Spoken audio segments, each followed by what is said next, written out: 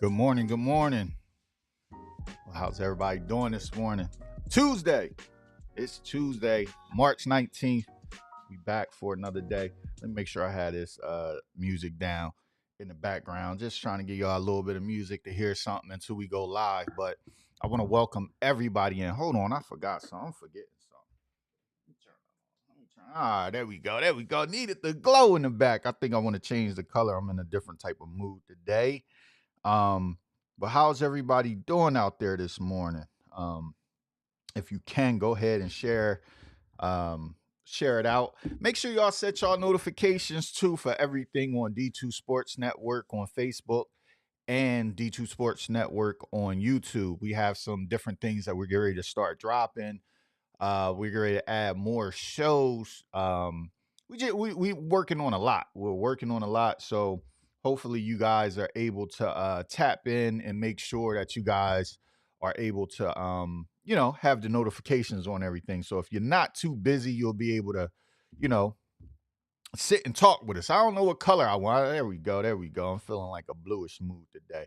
But yeah, you'll be able to make sure that you're up on everything that we're doing, as far as different shows, different live streams, different things like that. But we are working for sure.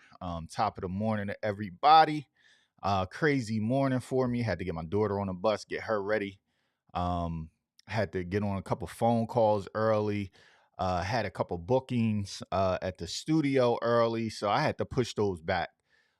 So I'll be getting to those right after the show. I'll be running down to the studio, getting that set up for people to come in and have their photo shoots and different things that they're doing at the studio, which is a whole separate business. But that's where we do everything for D2 Sports Network, is out of the studio.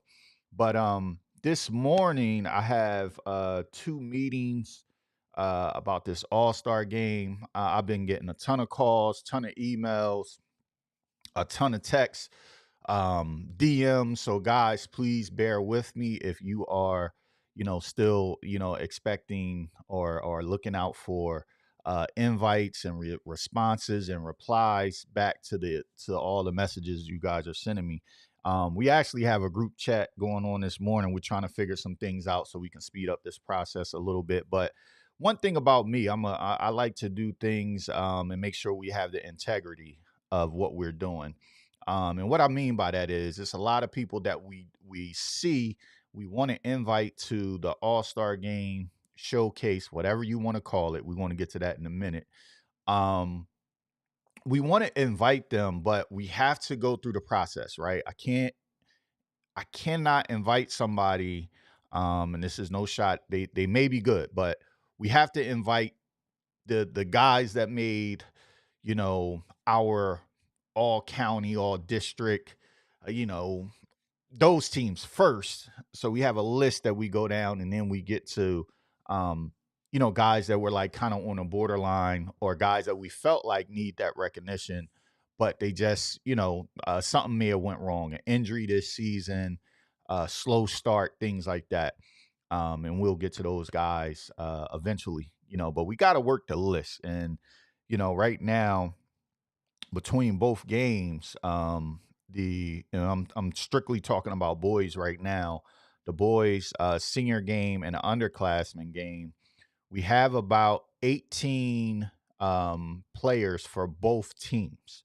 So our goal was to have about 30, 15 and 15, but I think I'm gonna go away from that. I think my goal is going to be to have 24 players, so that'll be 12 players each team, and then that way guys can get enough playing time. I did, like I said, I went to an All-Star game this weekend.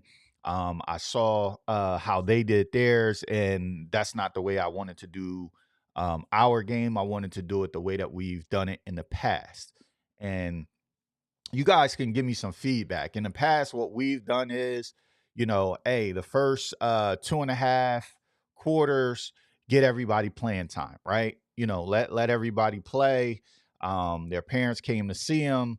They earned the right to be here.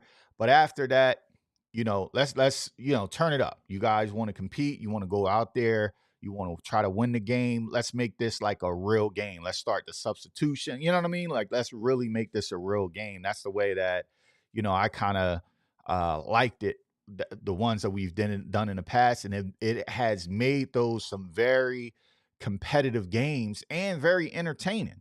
You coming down the stretch and you see teams like really trying to go out and win. It was pretty cool. You see guys now. You see their real skill level coming out, because a lot of times in All-Star games, some All-Star games aren't made for certain players, right? They don't really hit their groove in an All-Star game. They may be, spot up shooters, and we all know in All-Star games, everybody out there trying to get buckets, right? They're trying to get their own buckets, things like that. But hopefully the way that we're going to do it, it kind of allows people to play their natural way, running down the court, running to the corner, getting the spot up threes, different things like that got them to this point. So let me know if you guys think that's cool, man. If you guys are okay with the way that we're talking about doing it, or do you think everybody needs to get the same amount of time? Let me know. Let me know. I'm a competitive guy, so by nature, I want everything that we do to have some level of competition with it. But let me know what you guys think. Also, I wasn't going to do a slam dunk competition. We wasn't going to do that. We might. I'll let the players decide that. But we were going to do a skills competition and a 3-point competition. Those were two things that we definitely were going to do. Now the skills competition, trying to figure that out. I wanted to kind of take a little page from the NBA where you had the girls versus the boys. I think that would have been kind of interesting as far as the 3-point competition and the skills. Maybe we could do that at the conclusion of the girls' game. Have everything beforehand. The 3-point competition, the skills, things like that. That way, at the end, they can kind of compete against each other. Just trying to make it interesting, spice it up, have it to be a whole day, fun event. Throw me some comments, man. Let me know what we think and if this is a good idea. But go ahead and share it out. I'm in here probably for a short amount of time today, but because I definitely got to get down the highway. So, but I didn't want to just not show up. I'm trying to stay consistent, man, with this thing. But one thing that we did talk about too, yesterday we spoke about was the eligibility and everything towards what were we talking about? The All-Star games with players having only with players only being allowed to play in 2 All-Star games. Where did it come from? Is that a high school rule? Is that a NJSIAA rule? Is like, what rule is that? So I went on the research yesterday because everybody had different opinions. Some were saying, oh, that's only for seniors. Oh, that's for the juniors and sophomores, different things. So I made phone calls. I was calling around, and the person that led me and actually that found this was Coach Kenny from Eastside. He talked about the rule and how it affected him when he was in school as well. It's been around for a long time. But we found this. I'm going to put this up on the screen. Y'all let me know what you guys think, right? Now, I am going to call, and I'm only doing this because I want to know the real answer. It's not like I'm doing this because I want one particular person or anybody to participate in the game. It's because I just like to have the information to know, what I'm talking about. When people ask me questions, I want to have the answers, you know what I mean? Or be able to lead them to a space where they can find the answer. So I'm going to put this up on the screen and you guys let me know what you guys think. If it's the way, hey, where'd it go? Hold on one second. Primary display. There we go. All right, you guys let me know. Tell me if you can see it. Comment, let me know if it's clear to you guys, if you guys are able to see it. Do I need to try, to make this bigger? I'll try to make it bigger right here. So this was what we found about the All-Star rules. This is from the NCAA, website. Now up here, I'm trying to figure out, is this over with now? Are they not following up on this? Do they not care? I mean, this goes back. This looks like this is in 2005. So I'm definitely going to call them to try to figure out the rules of this. So you guys let me know if you can see it. Let me know if we're good. Give me some thumbs up in the comment if it's good to go, or do I need to make this even bigger so you guys can see it. Now, all of this stuff has lines through it, right? I can't work this like my regular because it's on live. Okay. So I have to work this way. All right. So let me know what you guys think. All this stuff has a line through it. So is it still active or is it non-existent? But it's just basically saying that they're doing away with that.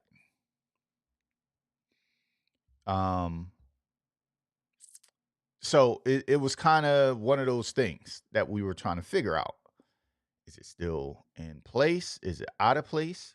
It's pretty much saying that players can't participate in more than 2 games. Now,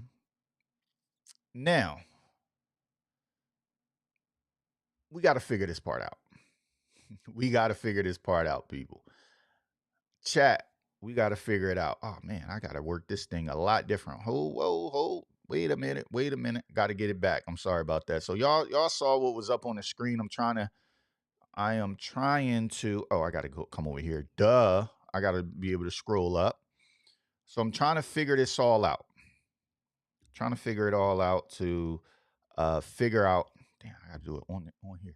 That's the only thing, man. I'm trying to figure this thing out. All right, there we go. Make it a little smaller. But it's basically saying, so that rule was pretty much an NCAA eligibility rule. So all of this stuff has strikes through it, right? It's too much for me to just sit here and read. We're not going to sit here and read everything, but there is a lot of information there. I'll go back to the top so you guys can see where it is. I'll go back to the top of this so you guys can, if you want to do your own research, figure it out as well. Here it is right here, ncaa.org. And you guys can screenshot it and just take a look at it. Let me know what y'all think. I'm a little confused.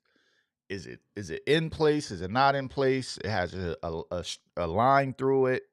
Did they do away with it? Did they vote it out? Are you able to do pretty much what you want to do at the conclusion of your, athletic eligibility for high school? I don't know, because the rule just didn't make sense to me to say, hey, you could only do 2 All-Star games as an NJ rule, right? As a New Jersey state rule. It just didn't make sense because to me, I'm like, I'm a senior. What are you going to do? You know what I'm saying? If I decide to play 3 games, what are you going to? I'm not eligible to play anything for, my high school after this point. So if I want to go out and play in a showcase game and, things like that, why would I not be able to do that? You know what I'm saying? It's not like it's I could see them having some rules in place for contact sports like football or, even lacrosse to a certain extent, right? Maybe you can't do more than 2 in a month. I don't know, but it just didn't make sense to me. So I looked it up. There it is on the NCAA website. You guys can go and take a look at that. Let me know what you think. If you think it's a logical thing or it's not. So yeah, that was that, man. So the other thing I'm gonna get to, and I'm gonna just ask you guys, hopefully I get some feedback. Let me know. The question of the day, right? I think I'm gonna start doing these questions of the days. I'm trying to still do this thing. The question of the day was, and I saw this on TikTok, and it got me thinking. The question was like, would you tell on your mom or dad for $1 million? Now the caveat to that is that they have to do at least a year in jail. Would you Tell on your parents for $1 million, but they had to do a year in jail. So let me know if you getting that million or you just going to let it fly. You not sending your parents to jail no matter what. Me, I'll give y'all my opinion in a second, but I'm trying I'm trying to see what you guys think about that. If it's something that you guys would do. I know that's a legitimate question that you would have to think about, man, because some of us are not in the world's greatest financial situation, and $1 million can help you get jump started. You know, um, it can help you get jump started. What's going on, Hector? Top of the morning to you. He says, sorry I'm late, had a situation. Man, it's all good. We all pop in when we got time, right? Salute to the chat, everybody watching right now. We are live on Facebook and Twitter.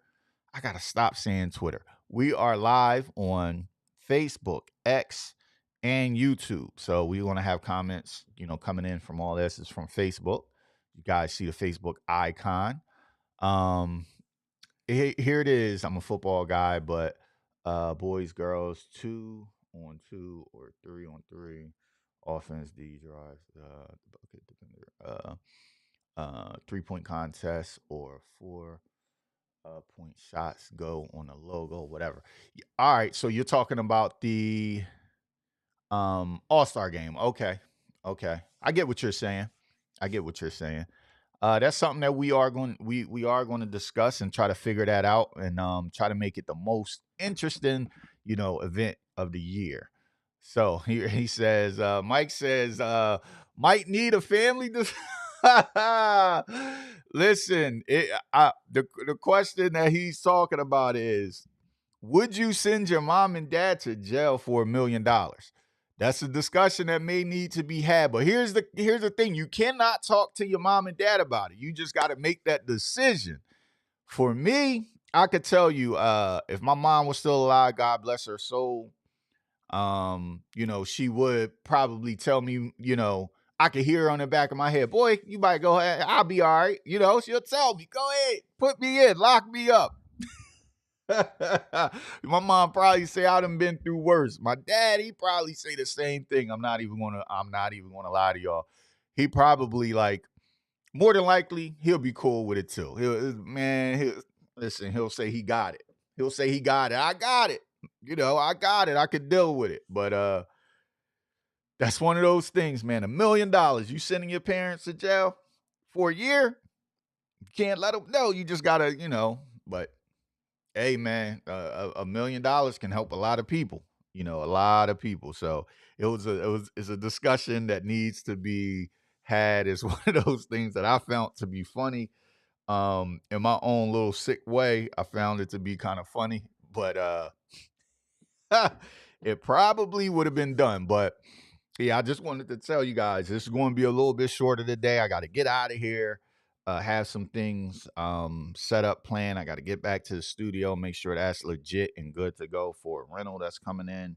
I got to make my way over to a couple of high schools and a couple phone calls that I have to.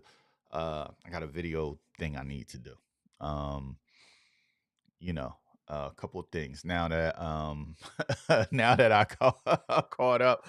Mom definitely pops might tell me to send him to jail as long as he get a cut. I got other in family who I send to jail for season tickets. Oh man, Hector, that's hilarious. Yeah, I mean, it's funny, but definitely, you get some season tickets, man. How long are you sending them to jail for the season tickets? How long would that be? You talking about 3 months, 6 months? It's not even funny. I'm gonna tell you the whole jail thing is not funny, but I've been in situations when I was younger. I've been in situations where that time in that box, man, it's not the best time in that box. 24-1 is no joke. Sometimes it's 24 straight. That's the crazy part about it, depending on what jail. I'm not talking about Federal penitentiary. I'm talking about the county jails. Y'all know 23 it's supposed to be 24 and 1, but it's never 24 and 1. You might or you may or may not get your phone call. Um Here we go.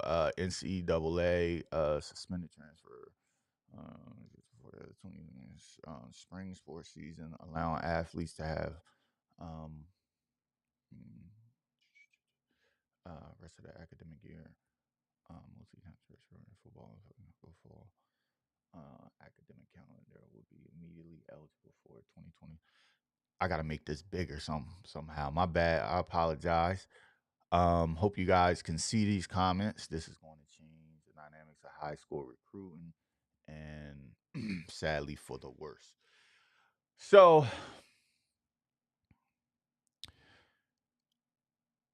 I know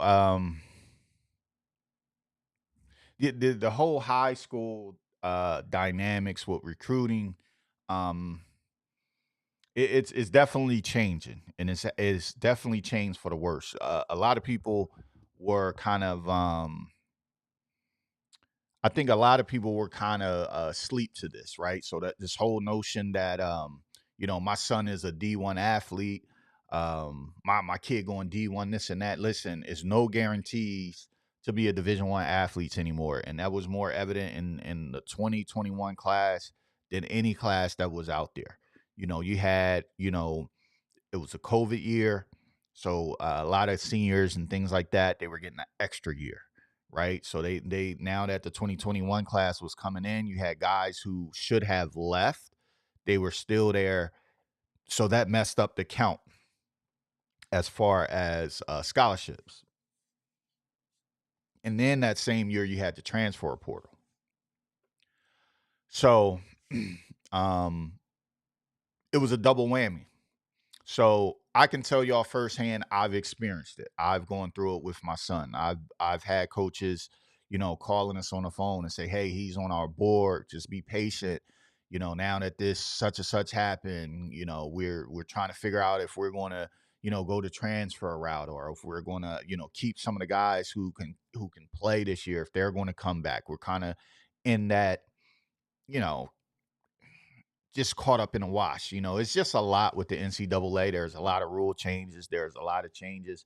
So it makes it really, really tough for a borderline kid who may need a year or two of development to get that scholarship offer. I mean, when we look at it, as far as college coaches go, they're fighting for their job every year, right? So when you're in that situation where you are fighting for your job, um, what are we going to do? You know what I'm saying? Like what are you going to do? Um, if you're a coach, you're gonna take your chances on a young kid coming in that needs 2 year development, or are you going to just go ahead and get somebody out of the portal that is going to be, a instant impact? That's what really happens, and that's what's really been happening right now in college football. We're seeing guys, now 5 years in college, playing 5 years in college is normal. Especially, guys that have come from those years from 2020 class back 4 years, right? So those guys are pretty much guaranteed 5 years if they want to take it. Some guys are coming out early, the Marvin Harrisons, and some other guys. You look at Tarheeb Still, he came out, he was going to the draft, so he did his 4. But there are a lot of guys who are taking that 5th year option, and when they do that, that 5th year option now moves somebody out who would have been, you know, recruited out of high school to go to whatever college that they're at. So that like it's benefited the guys. The last class that this is really benefit was the 2020 class. This benefited the 2020 class like I've never seen before, right? And the classes that it has hurt the most has been the 2021 and 2022 classes. Moving forward, some of those guys are starting to, they're starting to dwindle out and they're starting to fade away. But it's hurt, man. I mean, listen, I go to the Division One and Division Two college football games, and I'm seeing guys that can play up, right? So let me just say this. This how this is how it affected college football, right? When you look at a school, Grand Valley State, right? Grand Valley State is in Michigan. They're the Division Two school. But you look at Grand Valley State, right?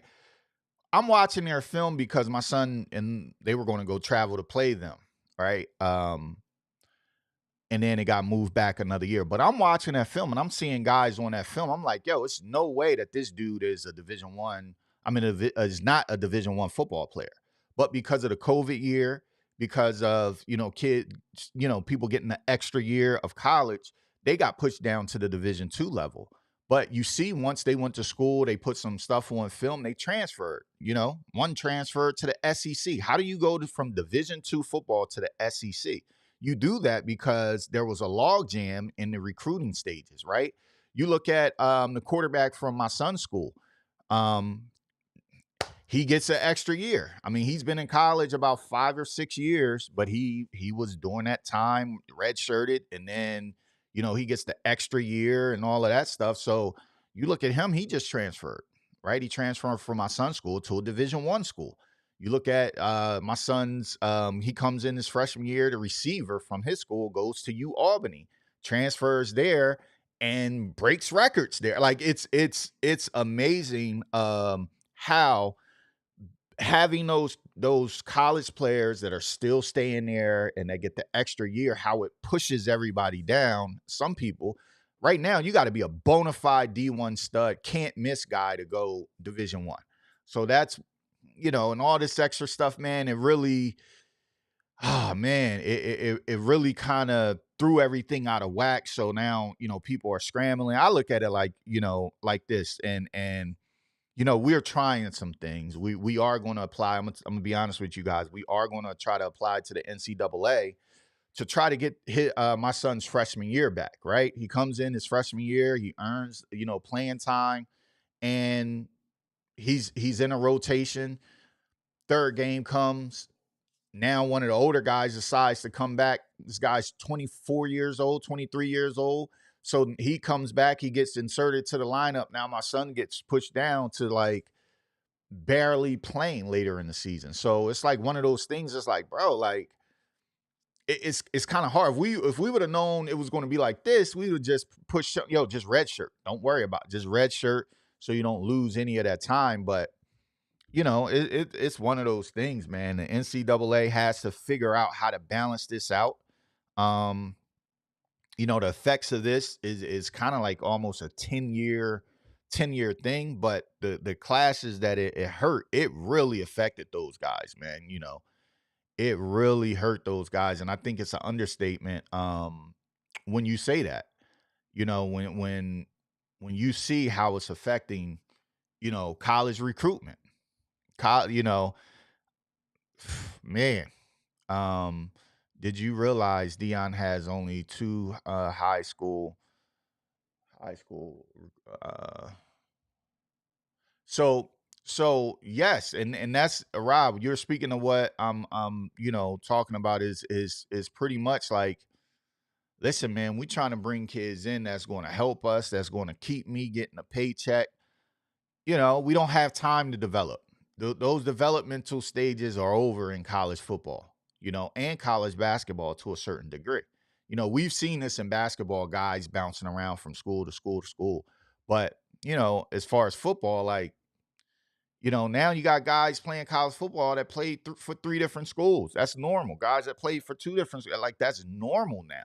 Like, it's normal for you to play at one school and go to another school. Like, it's normal. I'm watching guys in the portal right now. They're on their 3rd college, some 4th in football. That's been like, that was unheard of back in the day. You know what I'm saying? Like maybe 2.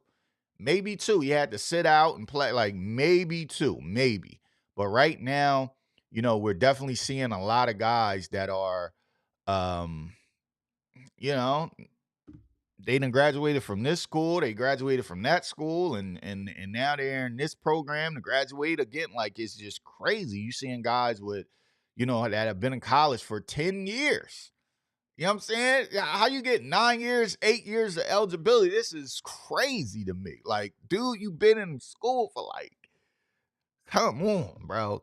You go from being, graduating at 18 to graduating college at 28, 27. Bro, like, move on. You know what I'm saying? Move on. It's over. It is over. Sadly, the high school players are going to be the biggest losers. And that's for sure. I'm gonna say this. Look at South Jersey. Look at South Jersey.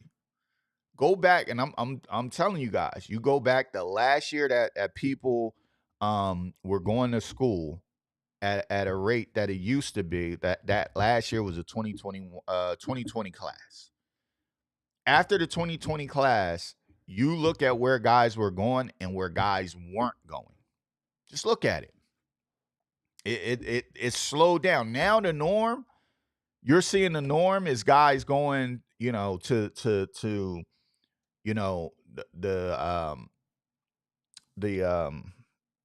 FCS programs and the Division II programs. You're starting to see more of that, and people are more aware, and it's okay for them or their kid to go Division II now. I mean, when we did it, like, it was like, almost looked at like you weren't good enough. You know what I'm saying? Like, it, like, in that way, but it wasn't the case, bro. I could tell you, Slippery Rock, Kutztown, some of these schools, Grand Valley State, Colorado Mines. Go look at those schools' rosters. Go look at those players. You know what I'm saying? And you will see those guys are they're Division I football players. But hey, man, listen, I don't. If I was in, I'm gonna say this. If I was in a situation right now where I had my son and he had he wanted to go to division, play in Division I, right?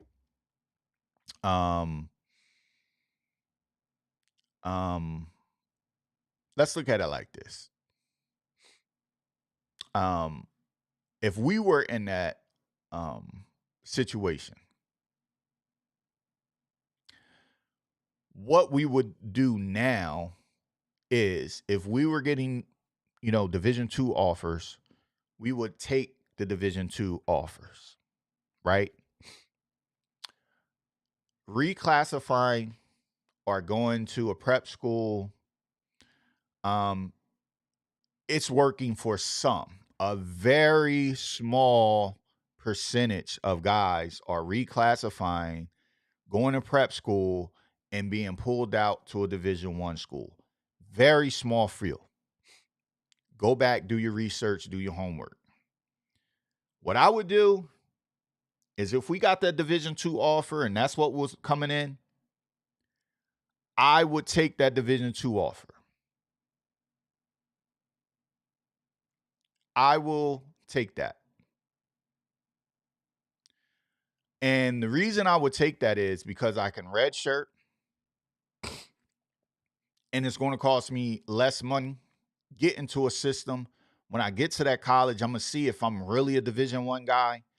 If you are really a Division I football player and you go Division II, you will beat out any position that's there. You will get playing time your first year.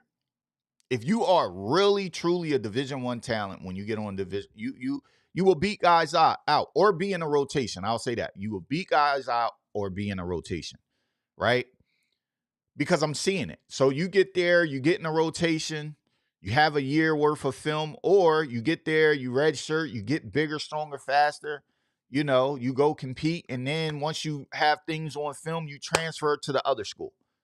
Now, the thing that a prep school is not going to give you that Division II schools are going to give you is, you're able to, get acclimated to college. You're able to get on a meal plan. You're able to practice, get on a weightlifting program. You're able to do all of this stuff.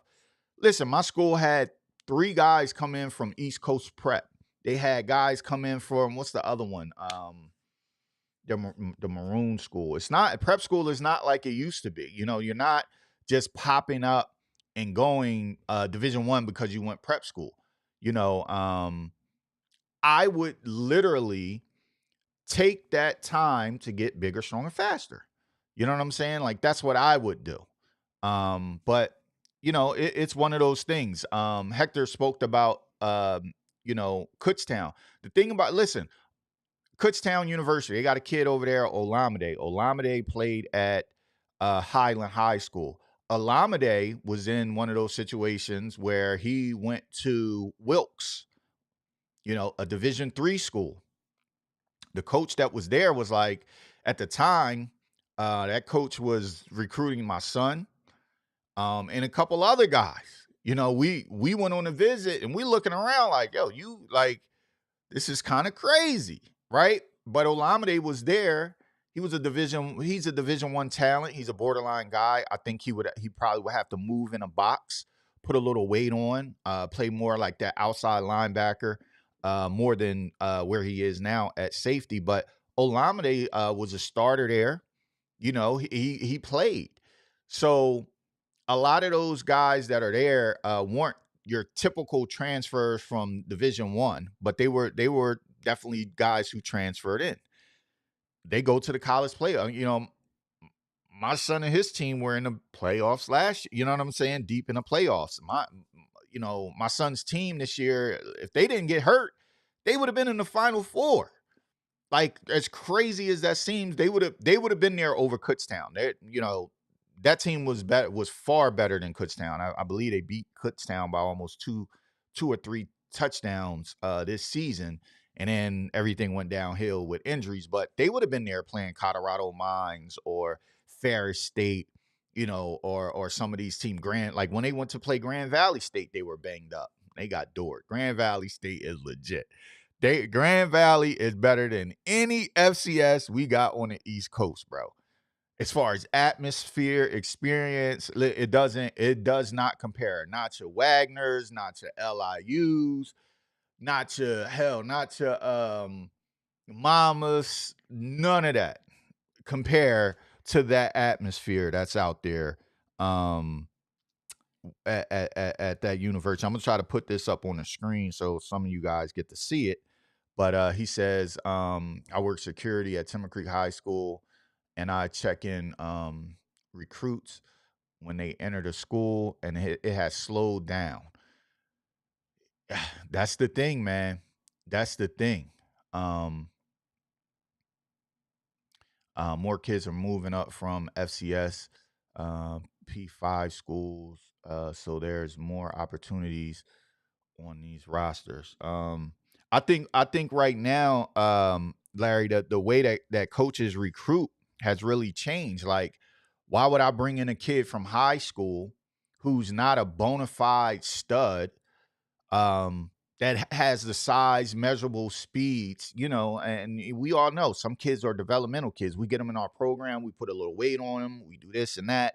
He'll fit right in. But if you are a coach, why would you take that when you can just look into the portal, pluck a guy? Hey, this guy, he's already got the measurables. He knows what it takes. He knows about the early morning workouts. He knows what college football in.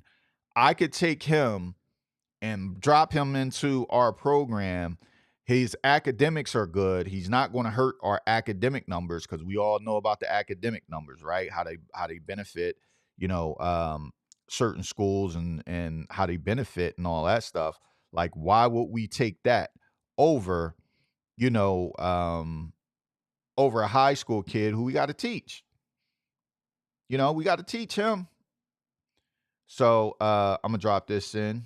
I'm gonna put this up on the screen so you guys get to see what I'm talking about the atmosphere of this. Take this off the screen, and I'm going to. All right, I'm gonna just drop this in. I'm just straight dropping it in. I don't know if I could if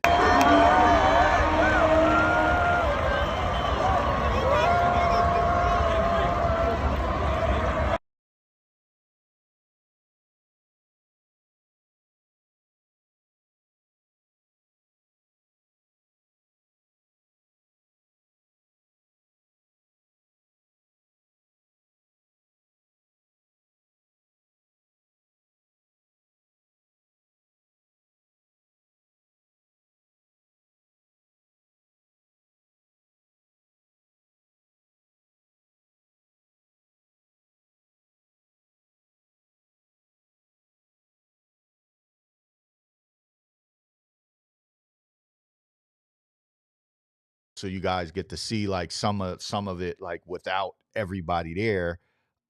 Just walking through, man. Me walking through. I'm trying to I want to make sure that this is you guys are being able to see this. They have an indoor facility. Um it's absolutely, you know, bonkers out there, man. Um did I get rid of the video? The tailgating, I mean, it's just ridiculous. But so the experience of college football, you're definitely going to get that. You're definitely going to get that at that level. But it's that's what I would do if my kid was there. I would not send my kid to a prep school. If you're going to pay the money, um, if you're going to pay the money to go to a prep school, you might as well just go ahead and take that Division 2 offer. You know what I mean? Get the meal plan, get on a weight program. You're going to spend that money anyway. You're going to spend that money anyway. Um yeah, it's that town pro team. And listen, this is in Michigan. This is not too far from the University of Michigan. It's not too far from Detroit. You know what I'm saying? Like it was let me tell you something. As a parent, even my son's game, they have a really good crowd. My son's games are probably in comparison with the Wagner, um, LIU, on that level. But it's a true feel that you can get. But yeah, recruitment has changed, man. It's going to keep changing. Coaches are going to keep jumping in the portal. I don't see why not. I think what they need to do is bump up the if they're going to if they really cared about the high school players, they would bump the number up of guys that you could have on a roster and designate a certain amount for, high school kids. Say for instance, I remember back in the day, it used to be like 20 to 24 kids that they brought in. And that's what I wanted to say. We went to one school and the coach was talking to us. He was like, "Look, we like you. Um, this is you're telling us this. Hey, man, we got 24 guys that we're bringing in this year. You're one on our board. Um, so we're gonna move to offer you, right?" But he was telling, and he was being honest with me because I ask questions. I'm not the regular dad that's going to go and go, okay, okay, yeah, yeah, oh, okay, you, and just believe everything. So I just start asking him a lot of questions of certain things, and I knew about certain things that they were getting ready to implement. And he was honest. He said, "Listen, I got to be honest with you. You are right. We are waiting for this to come down as far as all of this stuff with COVID and guys getting the extra year. We're trying to figure out how they're going to do that." And when they did it, it went from them bringing in 24 guys to only bringing in 3 guys. Like I'm sitting there like, damn, like that there it is. Like that directly affects what's going on. You know what I'm saying? And it's one of those things, man. That's one of those things. Um, let me take that atmosphere at Colorado School of Mines look crazy on TV. It is. It is. I mean, you have some listen, we were a yard away from going to play against Tyson Bagent down in at that's not is that Slippery Rock that he's at? I don't think it's in West Virginia. What school is that? I think it's Slippery Rock. No, he didn't play. He played at the other school. Sorry, I'm drawing a blank right now. We were a yard away from making that trip, and that atmosphere was crazy too. Down in West Virginia, you're down in like a bowl. Both sides are full. It's just a really good atmosphere. But it's some things to be talked about right now. Your recruiting definitely has to change. The way that you know the way that kids turn off Division 2 and Division 3 schools, that has to change. Now you have to talk to everybody. You got to give every school the respect. You got to travel, go to the Division 1 schools, go to the Division II schools. The thing about Division II schools is they're not going to offer you if you're not showing interest in them the way that they're showing interest in you. So if they're telling you, hey, come for a visit, come for a game day visit, go to those game day visits. Go see the atmosphere, start understanding the way things are, ask people questions, things like that. Like, go. It is important. I see so many kids that come into the season. Oh, I'm a Division I guy, and then they end up at Division II schools, and they only had one or two Division II offers. You know what I'm saying? When you want to get as many of those Division II offers as you can, because their offers, and I'm gonna be honest, when you go Division II, you're going to pay some money. You're going to pay some money. It just depends on how bad they want you. It depends on how much the school is has available. Things like that. Some players may not play, but those are the guys who have been there for a while. Like, usually you get your seniors that are there. They'll talk to the coach, and the coach will tell them, hey, pay XYZ, and this is just, it's different levels. Some kids, the average I see, and it depends, and this is where it comes down to, it depends on how much they want you. So, or it depends on how much money they have, right? So I've seen people pay, the 4 grand. I've seen some people have to pay 15. So anywhere between that is your average for a freshman. But don't go in there thinking you getting a 4. Like, the 4 is for guys that they know. It's for the guys that they know. Those are guys who possibly could play at a higher level, and those are the guys that they really want there, because they know not everybody that's at Wagner, not everybody that's at LIU, not everybody that's at St. Francis and your what's the other red, Sacred Hearts. They know that they got packages too. So they're trying to compete with those guys to get those guys over. But it's one of those things, man. We got to keep it real with the way that recruitment goes, and we got to keep it real with our kids and parents. Some parents are delusional. I just got, some parents they're delusional. They can't, put their kid at a in in comparison to someone else. Like, I always try to compare my kid to someone else to see where he is in his level of play, and that gives me a realistic idea of where he could have played or where he could play. But not everybody sees it that way. you know um there's so many things that parents and players don't know about the recruiting. There should be resources at every school. I think that too. Like, so one thing that I've been doing since my son has been in college is I do talk to some parents. Some parents do reach out. They ask me questions. They ask me how it goes. I've tried to help some kids who weren't, recruited, get offers. Um, I try to help South Jersey area as much as I can. I'm not the guy. I'm not going to sit here and lie to you like I got a ton of resources or pool or anything like that. But the ones that like me, they like me. You know what I'm saying? And the ones that respect